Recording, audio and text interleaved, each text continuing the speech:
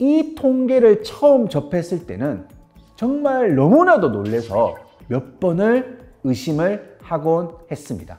무엇이었을까요? 바로 노인 자살률입니다.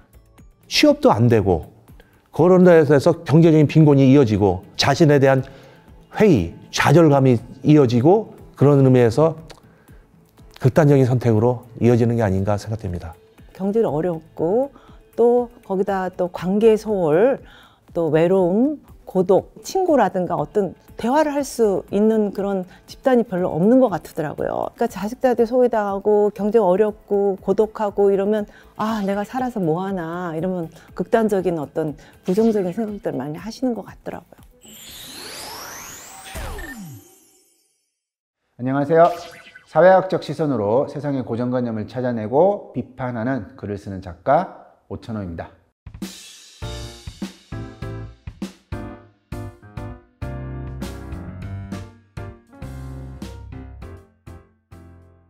이 통계를 처음 접했을 때는 정말 너무나도 놀라서 몇 번을 의심을 하곤 했습니다.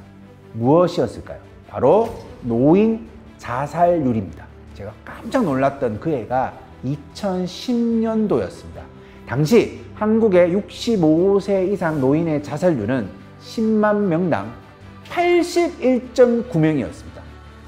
여러분 81.9명이 얼마나 높은 수치라는 것을 이해를 하시는 것이 굉장히 중요하죠. 그러니까 그때 대한민국의 전체 자살률, 인구 10만 명당 자살을 하는 사람의 숫자가 30명을 넘겼거든요.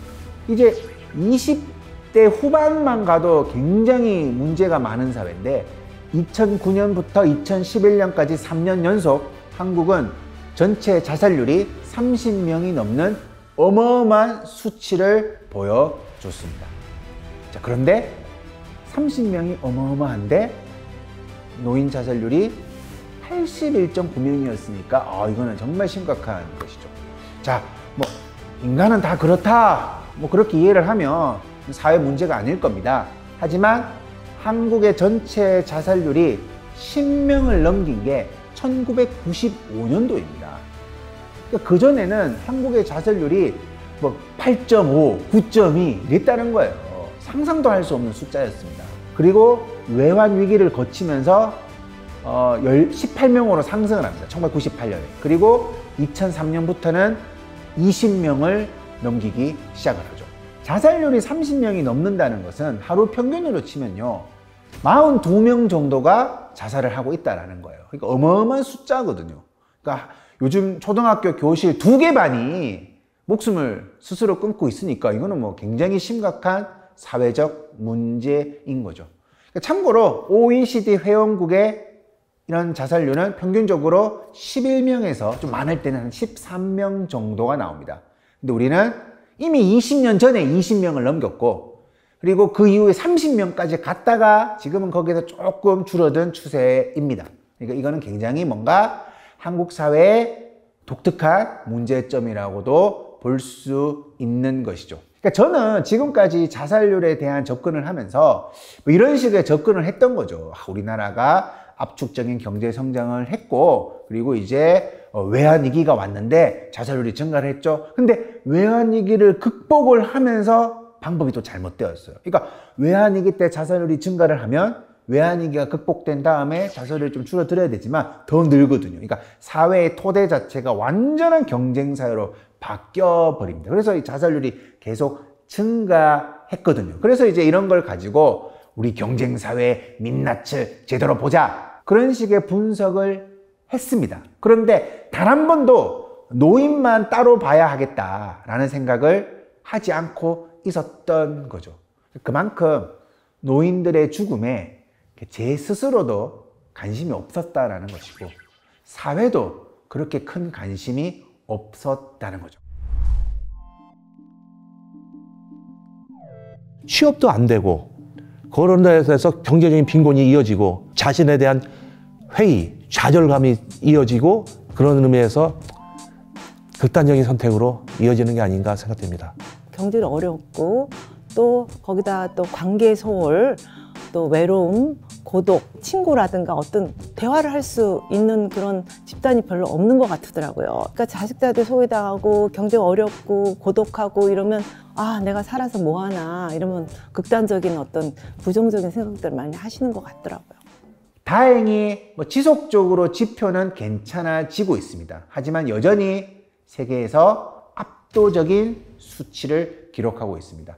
2011년도, 아까 2010년도에 아주 압도적인 수치를 보여드렸는데 2011년도는 비슷하겠죠. 그때면 80세 이상 노인들의 자살률을 보면 무려 116명입니다. 물론 이제 그 부모가 줄어드니까 자살을 조금만 하더라도 퍼센티지가 높아가는 그런 측면도 있지만 제가 항상 하는 이야기가 뭐냐면 그게 전 세계에 동일하게 그런 현상이 나타나면 전 세계 모든 나라가 80세 이상 자살률들은 다 그렇게 압도적으로 높더라라고 하면 왜 이렇게 우리가 납득할 수가 있지만 한국이 너무 높은 거죠. 한국이 너무 높은 거죠.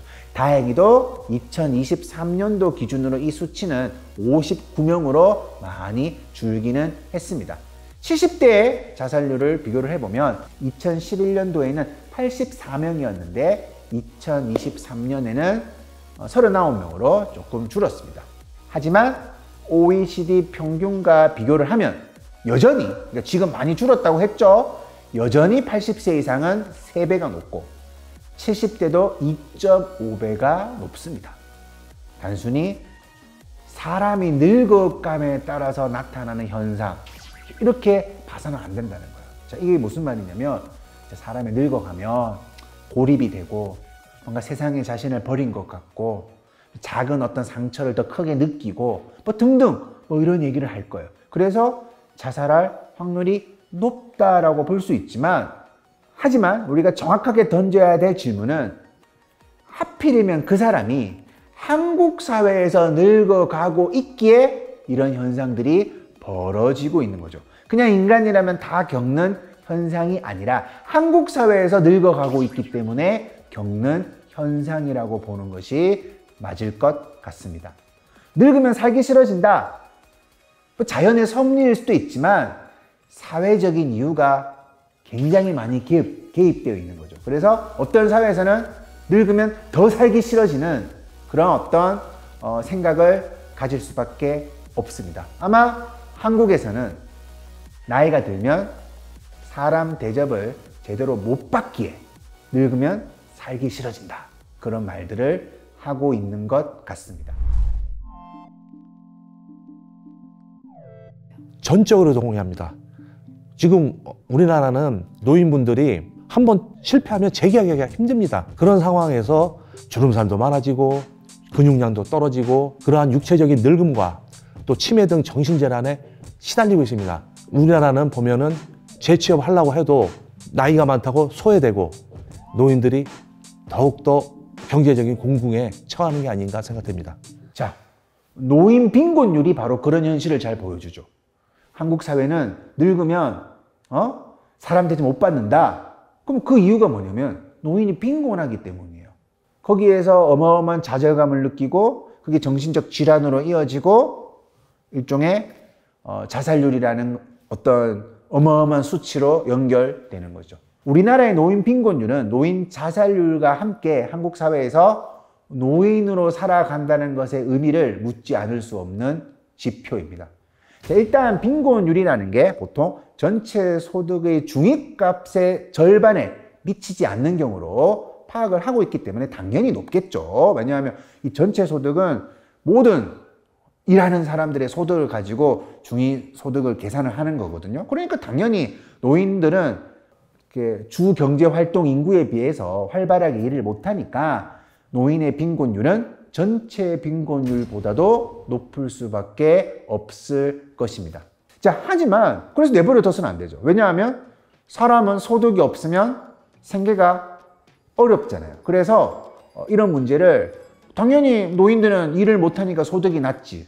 이런 식으로 접근을 해서는 안 되고 일을 못해서 소득이 낮으니까 각종 복지 제도를 통해서 이를테면 국민연금이나 노인연금 등의 제도를 통해서 노인의 수익을 마련해야지만 그 노인들은 삶을 지속할 수 있을 것입니다. 바로 그걸 전체 사회가 오래전부터 합의하고 토론하고 발전시킨 나라와 뭘 지금 그런 걸 이야기를 해. 혹은 뭐 인생 지 알아서 사는 거지 뭐 이런 이야기들이 많은 나라의 차이가 바로 빈곤율의 차이로 나타나는 것입니다. 그러니까 이 빈곤율의 문제는 사람이 일을 못 구해서 소득이 낮은 거다. 뭐 이런 논리로 접근을 해서는 안 되고, 당연히 노인은 일을 못 하니까 제도를 통해 가지고 어떤 소득을 마련해 줘야 되는 거예요. 그런데 그 제도를 통해서 어떤 소득을 마련해 주는 것이 쉽게 사회적으로 뭔가 이렇게 공감대를 형성하지 못하거든요. 뭐 세금 낭비다부터 시작을 해서 뭐 돈을 주면 사람이 노력하지 않는다, 그런 이야기도 많죠. 그러면 이런 복지제도가 구축되는데 굉장한 오랜 시간이 걸리는 거예요. 굉장히 오랜 시간이 걸리는 거죠. 그렇게 몇십 년의 시스템이 뭐 이렇게 엉성하게 돌아가다 보면 결국 이런 문제가 지금 나타나고 있는 것이죠. 그러니까 바로 그런 식의 빈곤율이 바로 한국 사회에서 굉장히 도드라진다면 이것은 그 노인의 잘못이 아니라 한국 사회의 문제라는 것을 우리는 반드시 기억해야 할 것입니다. 자, 통계를 보면 통계 자료는 매번 조금씩 변하지만 일반적으로 40% 정도가 빈곤층으로 잡힙니다. 대한민국 노인 중에 40% 정도가 빈곤층으로 잡히고, 뭐 국가마다 65세냐 66세부터냐 이런 게 약간 뭐 다를 수가 있는데 일반적으로는 이제 저런 숫자가 나오죠. 그리고 이제 그 숫자를 조금씩 높여가면, 그러니까 그 범주를 조금씩 좁혀가는 거죠. 그러니까 76세 이상으로 노인의 범위를 조금 이렇게 좁히는 거죠, 쉽게 말하면. 그러면 빈곤층은 40%대가 아니라 50%가 넘습니다. 그러니까 항상 이런 문제는 뭐 전 OECD 국가 이런 데서 비슷하게 나오면 그거는 이제 그냥 생애 가정이 어쩔 수 없는 일이겠지만 이런 수치가 OECD 국가 1위라는 거예요. 아마 이런 이유들 때문에 한국인들은 늙어서도 일을 하는 거예요. 그러니까 너무 비극적이죠. 그러니까 일을 하면 빈곤율이 줄어들어야 되는데 한국인들은 늙어서도 일을 하는데 빈곤율이 높은 거예요. 그러니까 여기서 어떤 문제가 발생하죠? 그 일이 양질의 일자리가 아닌 거죠. 생계형인 것 같아요. 일단은 어렵고 하니까 일을 하시는 것 같고, 이제 노인들이 일을 한다는 것은 뭐 전문직이 아니고 이러니까 어차피 이렇게 좀 최저 시급에 조금 올라가는 그 정도의 아주 적은 액수잖아요. 그러니까 그거라도 이렇게 조금 벌려고 생계형을 하고, 자식들한테 신세지지 않고 손자 손녀한테 용돈이라도 주려고 이렇게 소규모 일이라도 나가시는 게 아닌가 생각됩니다. 돈 안 되는 일이라도 그분들이 나가는 게 아닌가 생각됩니다. 그래서 일을 하기는 해야 되지만 일을 한다고 해서 어떤 빈곤에서 탈출하는 그런 경향성을 보이지 못하는 거예요. 자, 2021년 기준으로 OECD 국가에서 65세 이상 평균 고용률을 살펴보면 대한민국이 또 1등입니다. 34.9%예요. OECD 회원국 평균보다 2배 이상이 넘는 숫자입니다. 기질적으로 한국인들은 우리는 늙어서도 일하는 위대한 민족입니다. 뭐 그렇게 말하고 싶은 사람도 있겠지만 그렇게 분석해서 사회가 정확하게 드러날 리 없겠죠. 왜 한국인들만 늙어서 일하면 좋은데 그 좋아하는 일을 한국의 노인들만 왜 더 하고 있을까? 이런 질문으로 우리가 제대로 어떤 문제의 본질을 들여다 보아야 할 것 같습니다. 그런 질문들을 통해서 우리는 이 사회의 문제를 더 입체적으로 바라볼 수 있겠죠. 실제 조사를 해봐도 노인들이 일하는 이유는 생계비 마련이에요. 생계비 마련. 건강 유지를 하겠다, 이것은 뭐 이렇게 말은 할 수 있지만 정말 생계비만 어떻게 마련된다면, 생계비만 있다면 이 일을 하기 싫은, 안 해도 되는 그런 실제 상황이라는 거죠. 여기에는 많은 맥락들이 들어있죠. 왜 그러냐면 노인들이 늙어서도 하는 일은 생애 전체 가정에서 꾸준히 해왔던 그 주된 일자리가 아니라는 거죠. 내가 30대, 40대일 때 계속 그 일을 하면서 인정을 받잖아요. 전문성이 생기죠. 경력이 쌓이죠. 그걸 연속해서 70대일 때도 그 일을 하는 게 아니라 아무 상관없는, 내가 어떤 기업에서 오랫동안 했던 거 상관없는 생소한 일, 그리고 근로 환경과 모든 것들이 굉장히 좋지 않은 일자리에서 일을 하는 거예요. 그러니까 혼자 사는 노인의 시장 소득, 그러니까 이제 그러니까 어떤 뭐 연금 이런 것들을 제외를 하고 노동을 통해서 벌어들이는 수익을 따로 계산을 해보면 혼자 사는 노인의 경우에는 1년에 436만 원을 벌었다라는 데이터도 있습니다. 그러니까 일을 하기는 해야 되는데 그 일을 해서 버는 돈이 한 달에 40여만 원, 이 정도에 불과한 경우가 많은 거죠. 그래서 한국의 노인들은 다른 나라보다 일을 많이 하지만, 오래 하지만 소득의 빈곤율은 계속 발생하는 것입니다. 국민연금이라든가 기초연금이라든가 그런 것이 존재하지만 그렇게 탄탄하지가 않고, 그래서 일을 해야 되지만 그 일자리도 탄탄하지 않는 거죠. 그래서 다 합쳐도 계속 빈곤율이 높게 나오는 것입니다. 한국의 노인들은 생계비 마련을 위해서 어떤 일이라도 해야 하기에 은퇴를 하지 못하고 있습니다.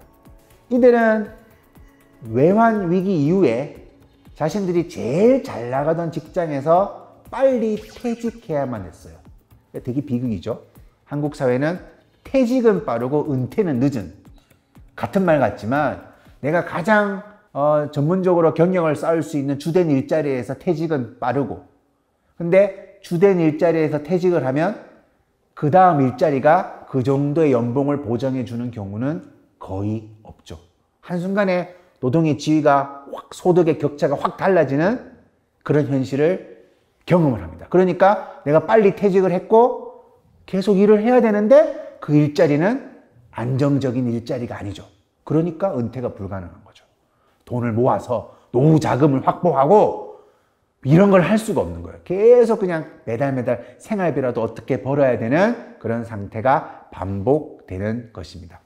한국 사회 노인 빈곤, 노인 자살 문제는 사회 안전망에 관한 논의가 성장의 중요성 때문에 늘 후순위로 밀려야만 했던 그런 역사, 그리고 그걸 당연하게 여겼던 문화가 결합되어 나타난 총체적인 결과일 것입니다.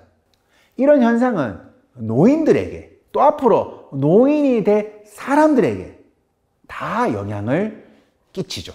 그러니까 당장 불안한 노인은 어떻게든 이런저런 소득 창출 유혹에 빠지는 거예요. 최근에 한 보도자료가 아주 이 지점을 인상 깊게 다룬 적이 있습니다. 어떤 거냐면 휴대폰의 빅데이터 분석을 합니다. 사람들이 어디로 가서 얼마나 머무르고 어떻게 이동을 하느냐. 그래서 노인들이 주로 어떤 곳에 모이는가 파악을 해보니까 일반적으로 알 수 있는 곳에 당연히 많이 모여요. 종로 이런 데, 탑골공원 근처. 그 빅데이터 분석을 해보니까 굉장히 이렇게 젊은 직장인들만 다닐 것 같은 그런 역 근처에 굉장히 화려한 빌딩으로 둘러싸인 그런 어떤 역 근처에도 노인들의 그 데이터 흔적이 계속 남아있는 거예요. 그래서 기자가 취재를 하는 거예요. 여기에는 굉장히 뭐 젊은 직장인들만 있는 줄 알았는데 왜 이렇게 노인들이 많지? 어떤 종로하고는 다른 느낌을 가지고 있으니까 가보는 거죠. 가서 막 취재를 하니까 동네 사람들은 다 아는 거예요. 노인들이 그곳에 많은 이유는 그곳에 다단계 사무실이 많은 거예요. 그곳에서 코인, 가상화폐, 그런 다단계 생활용품, 다단계 그런 회사들이 굉장히 밀집되어 있는 거죠. 그래서 이제 처음에는 모아놓고 뭐 레크레이션도 하고 떡도 드리고 경품도 주고 이렇게 친교의 시간이 이어지는 거예요. 그리고 막 전문가들이 와서 이야기를 해보면 굉장히 이런 회사들이 깨끗하다라고 이제 안심시켜 주죠. 그리고 물건을 판매하는, 다 이런 건 아니겠지만 어쨌든 그런 식의 구조를 가진 회사들이 거기에 밀집되어 있는 거예요. 기사가 이렇게 표현을 하는데 되게 무서워요. 그 역은 돈을 벌 수 있다는 유혹에 빠지기 쉬운 가난한 노인의 거점이다. 이런 유혹에 쉽게 노출될 수 있는 확률과 노인 자살률 사이에는 아주 큰 연결고리가 있을 겁니다. 그런 유혹에 노출되어 유일한 목돈을 내가 자식들에게 민폐를 끼치기 싫어서 투자를 하거나 상품을 구입을 했거나, 그런데 그 결과가 좋지 않을 때 어디에 말도 못하고 내가 마지막까지 내가 자식들에게 짐이 되는 것에 대한 두려움, 그런 모든 것들은 정신적으로 버틸 수 없는 지경으로 사람을 이끌어 가겠죠. 그렇게 노인 자살률은 증가할 수밖에 없는 것이라고 우리가 한번 고민해 봐야 할 것 같습니다. 그러니까 요즘은 이 노후 불안이라는 말을, 그러니까 어릴 때부터 그 노후 불안이라는 공포를 안고 살아가는 거죠. 우리가 뭐 일을 하면서 이렇게 열심히 살면 괜찮아질 거야 라고 믿고 싶지만, 너무 불안한 노인들의 모습을 많이 보니까 사회생활을 하는 그 시점부터 노후에 대한 계산을 계속해야 됩니다. 근데 계산을 아무리 해봐도 지금 월급으로는 미래를 대비할 수 없다는 걸 알죠. 자, 우리가 노인의 현실을 이렇게 입체적으로 이해를 하면 지금 노인과 관련된 사회적 이슈가 너무 많아요. 키오스크 앞에서 주문을 못해서 어쩔 줄 몰라 하는 노인의 모습을 한번 떠올려 보세요. 이런 정보화 사회에서 아직도 저런 걸 다루지 못하는 노인들을 보고 있으면 어떤 사람들은 그래서 사람들은 배워야 해. 시대의 변화에 적응을 해야 돼. 뭐 이런 식으로 이야기를 하시는 분들도 있을 거예요. 그런데 지금까지 쭉 얘기했던 노인이 지금 어떻게 살고 있는가라는 질문을 우리가 알고 있다면, 저 노인이 지금 기계 앞에서 당황하는 것은 그냥 단지 기계가 낯설어서 당황하는 게 아니라는 거예요. 이 사회에서 끊임없이 자신이 뭔가 쓸모없다라는 걸 확인하고 있는, 나는 왜 이렇게 되었을까? 그렇게 계속 질문을 던질 수밖에 없는 그 노인은 칼국수를 하나 먹으러 와서도 그거 하나 주문을 못하는 자신의 모습을 마주하게 되는 거죠. 그 기계 앞에서. 그냥 이게 작동이 어렵네 이게 아니라, 도대체 나는 이 사회에서 어떤 것을 할 수 있는가라는 굉장히 자학적인, 자개적인 질문을 던지게 된다라는 겁니다. 저도 당연히 있습니다. 가서 보면은 이런 뭐 서빙하는 분들이 안 계시고 웬 기계가 있더라고요. 그래서 처음에는 이걸 어떻게 하는 거지 해서 처음에는 몰라가지고 직원분들을 불러가지고 좀 물어본 적이 있을 정도였는데, 저조차 이런데 저보다 또 나이 드신 분들은 더욱더 당황하시지 않을까, 그런 생각이 들었습니다. 저도 처음에는 잘 못했어요. 이게 기계치고 저희가 그랬는데, 이제는 조금 적응하고, 처음 본 사람들은 좀 거부감은 있고, 구청이나 뭐 좀 주민센터 이런 데서 좀 홍보가 필요하고, 은행들이 요즘은 많이 없어져요. 그 점포들이 없어지잖아요. 거의 비대면을 하고 모바일로 하는데, 이제 특히 노인들은 잘 못해요. 모바일 이렇게 스마트폰을. 그래서 가서 뭐 번호표 뽑고 한참 기다리고 막 이러는데, 그런 모바일을 이렇게 은행 같은 거 이런 것들도 조금 교육이 필요하다는 생각이 들어요. 노인들 자체도 좀 배우려고 조금 이렇게 하는 그런 자세가 필요하다고 생각됩니다. 그러니까 노화된 신체이기 때문에 기계가 낯선 거잖아요. 근데 그걸 이해하지 않고 현대사회에 적응을 하려면 기술을 배워라, 관심을 가져라, 이런 식의 말만 계속 하다 보면 노인들은 더 고립된다는 거죠. 사실 그 말이 고립될 만한 말은 아니겠죠. 나도 오래 배워볼게. 하지만 그 지금까지 했던 노인들의 상태라는 것은 정말 만신창이가 되어 있는 상태거든요. 그 상태에서 칼국수도 하나 주문하지 못하는 자신의 모습은 그냥, 야, 요즘 사회는 뭐 이렇게 뭐 복잡해, 이렇게 이해될 성질이 아니라는 거죠. 그러면 우리가 키오스크 같은 기계의 도입도 결국은 사용이 익숙하지 않은 노인 세대를 섬세하게 배려하고 있는가라는 질문을 먼저 던졌었어야 하고, 그렇게 공감대가 형성되어야 하는 것이고, 그러면 키오스크의 어떤 걸 만들어낼 때 그런 여론이 거기에 반영되면 지금보다는 훨씬 더 심플한 주문의 방식으로 키오스크가 만들어졌을 수도 있을 것입니다. 노인들에게는 어떤 그 주문 실패가 단순한 주문 실패가 아니라 삶에 대한 실패처럼 충분히 느껴질 수 있다는 거죠. 문제는 모든 이런 토론의 과정에서 사회적 예의를 지켜야 한다는 거죠. 그냥 경제적 타당성의 문제만 해가지고 노인들의 무임승차로 지금 지하철 적자가 얼마 하다. 그 노인들이 뭔가 사회적 짐이라는 신호를 계속 보내주고 노인들이 운전해서 사고 난 거 아니냐.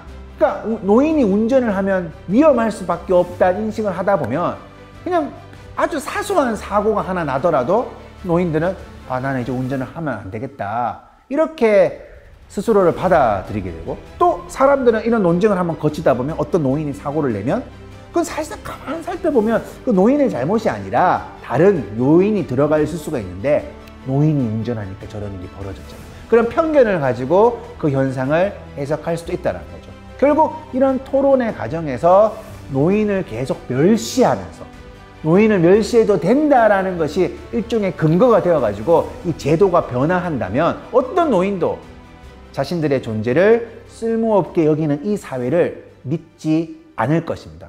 사회를 믿지 않는데 어떻게 사람을 믿으며 어떻게 자신을 믿겠습니까? 그런 결과는 어떤 노인 자살률의 어마어마한 숫자와도 연결되어 있다는 거죠.